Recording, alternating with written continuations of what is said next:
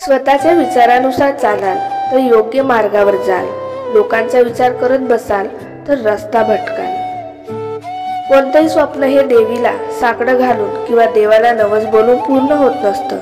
त्यासाठी इथे प्रत्येकाला प्रचंड मेहनतीचा डोंगर हा उचलावाच लागतो। आयुष्याचा प्रवास अनुभवलेल्या गरिबीला सोबत घेतलं तर आभाळा एवढी उंची गाठण्याचा प्रवास सोपा होत जातो। जगणं कोणाचं सोपं नसतं। आपण सोडून बाकी सगळ्यांचं चांगलं आहे असं फक्त आपल्यालाच वाटत असतं। ज्याने जोडण्यासाठी कष्ट केले तो तोडताना 10 वेळा विचार करतो। आयतं मिळालं की माणूस एका झटक्यात तोडतो, मग ती झाडे असो की नाती। प्रेमाची व्याख्या सांगता आली असती तर त्यागाचा तराजू नेहमीच रिकामा दिसला असता। आयुष्य निघून जातं हे शोधण्यात की शोधायचं काय आहे, शेवटी शोध थांबतो तो या निष्कर्षावर की जे मिळालं ते तरी कुठे सोबत नेता येणार आहे। कशाला हवं ते मोठं घर आणि बंगले, घर छोटं असलं तरी चालेल पण फक्त माणसं समाधानी हवीत। सुंदर गोष्टीचा छंद जोपासला की एकटेपणाची जाणीव कधीही मनात घर करत नाही। आयुष्यात हजारो लोकांसोबत नातं बनवणे ही मोठी गोष्ट नाही, पण एकाबरोबर मनापासून नातं टिकवणे ही खरंच खूप मोठी गोष्ट आहे। कडीत मिटलेले फुलं आणि पोटात जपलेले मुलं उमलत जाताना पाहण्याचे भाग्य फक्त झाडाला आणि आईलाच मिळते। डोकं शांत असेल तर निर्णय चुकत नाही आणि भाषा गोड असेल तर माणसं तुटत नाही।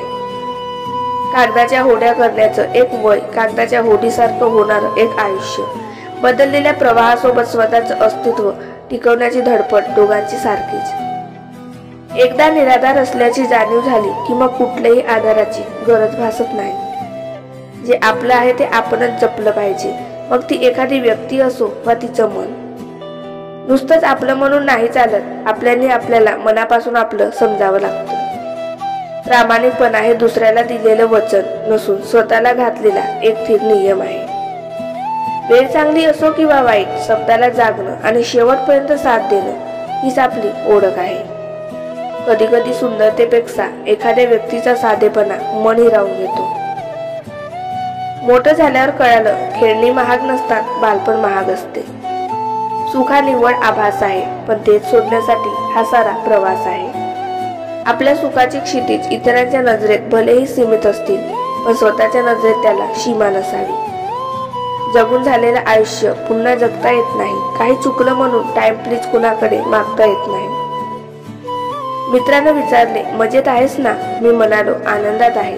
त्याने विचारले दोन्हीत काय फरक आहे, मी म्हणालो मजेसाठी पैसे लागतात आणि आनंदासाठी आपली माणसं जवळ लागतात। यशस्वी आयुष्यापेक्षा समाधानी आयुष्य केव्हाही चांगले, कारण यशाची व्याख्या लोक ठरवतात आणि समाधानाची व्याख्या आपण स्वतः सिद्ध करतो।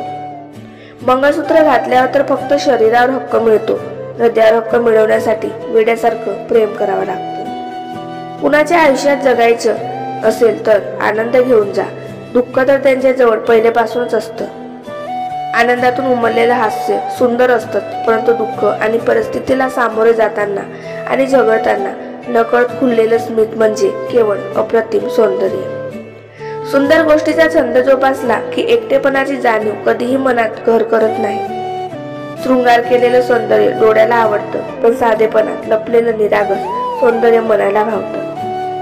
मनासारखं घडायला भाग्य लागतं आणि जे आहे ते मनासारखं आहे हे समजायला ज्ञान लागतं। डोळे तर जन्मताच मिळालेले असतात, पण कमवायची असते ती नजर, चांगल्यातलं वाईट आणि वाईटातलं चांगलं ओळखायचं।